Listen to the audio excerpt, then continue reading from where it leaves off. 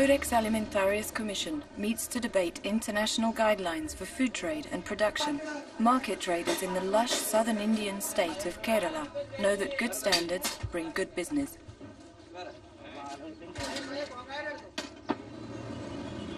Kerala State's port, Cochin, is a hub of activity.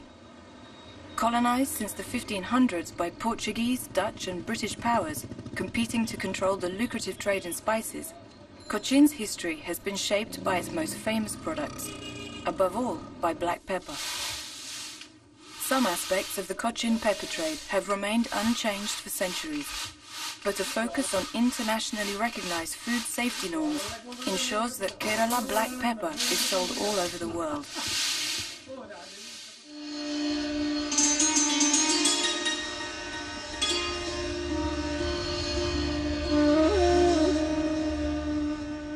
Conditions in the hills of Kerala are ideal for pepper vines. Once planted at the base of shade-giving trees, they need little attention until after the monsoons, when it's time to harvest. Yet there are no pepper farmers. A law restricting land ownership for all except the 4 main plantation crops means that pepper is often grown as a secondary crop by tea farmers, or coffee farmers, or cardamom farmers, or by anyone with a patch of land by their house, like shopkeeper Ramachandran Nalathambi. ഇത് ഇവിടെ വന്ന് arrange മേഖലയായതുകൊണ്ട് അപ്പോൾ അതുകൊണ്ട് ഞങ്ങൾക്ക് ഇതുകൊണ്ട് ജീവിക്കാൻ ഇപ്പോൾ ഒരു മാർഗ്ഗമുള്ളൂ. ഇവിടെ എല്ലാവർക്കും കുരുമുളക് കൃഷിയുണ്ട്. 5 സെന്റിന് മേളിലോട്ടുള്ള എല്ലാവർക്കും ഉണ്ട്. 2 ചെടി 5 ചെടിയെങ്കിലും ഇല്ലാത്തവരില്ല കുറഞ്ഞതും. Considered free money by some small-scale farmers in the area, there is always a market for pepper. Ramachandran and his neighbors will have no trouble selling whatever they can grow, however large or small the amount, for a good price to the traders of Cochin.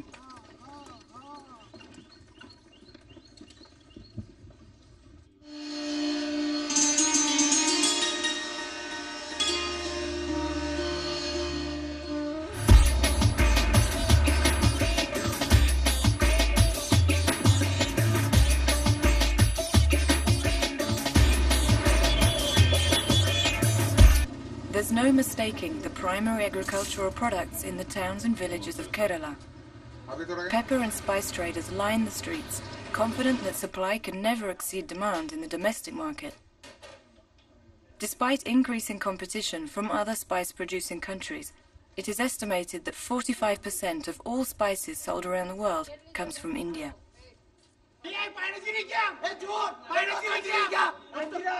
And much of the black pepper exported to the US, Europe, Australia and Asia will pass through the hands of brokers at the Cochin International Pepper Exchange, the Wall Street of pepper.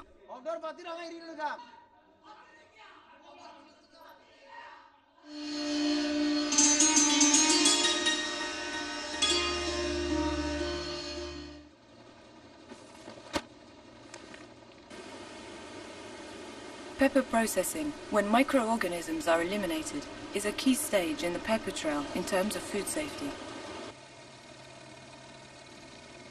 Most of these Codex guidelines are incorporated into our own programs, which we encourage our processors to adopt.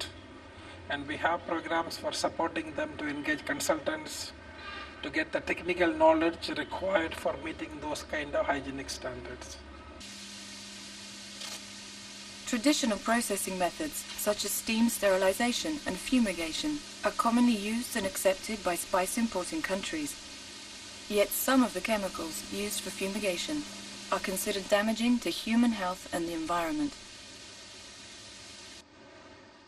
A revision of international standards for treatment by irradiation, a clean, cost-effective and relatively new technique, are on the Codex Alimentarius agenda. Routinely used on many foods to prevent sprouting and delay maturing, the Codex Commission will evaluate a proposal to increase the irradiation dosage for treating some foods. Technically speaking, I have no quarrel with the fact that irradiation is an excellent method of sterilizing spice. But I don't know how many of our customers really want it. Until consumers overcome concerns about the safety of irradiation, many spice export companies are reluctant to change processing methods. So far, irradiation facilities are only available in Bombay, but there are plans for more. The merit of a scientific technology should not be getting bogged down because of unfounded fears. One has to take care of the safety, prove it, but once proven, and there is a definitive economic as well as health benefit out of the material treatment by radiation.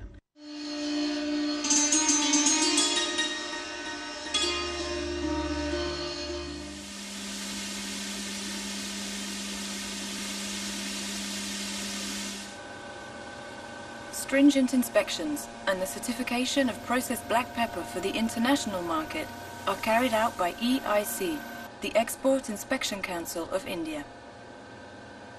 This is important to build up the image of the country, to see that the products which are exported are of the right quality.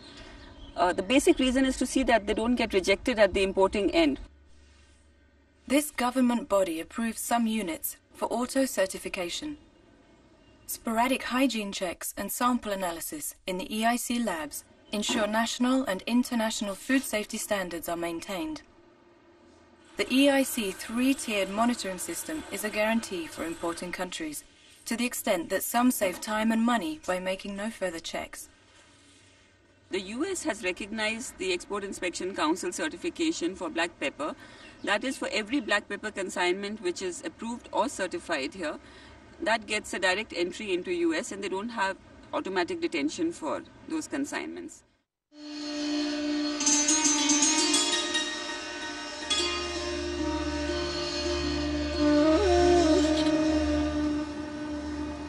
In Kerala, black pepper is part of everyday life. If you don't grow it, trade in it, process it or sell it, you will certainly eat some pepper every single day, as will people all over the world. India has been quite remarkable in Codex in the last few years. Firstly, at all levels, I think it has understood the importance of international food standards, and that an investment in meeting food standards reaps benefits in trade, in that it allows the country to trade more freely with the important trading partners around the world. The Codex Alimentarius Commission currently has 169 member countries. All of these stand to benefit from the definition of food safety norms, from primary production to the final consumer.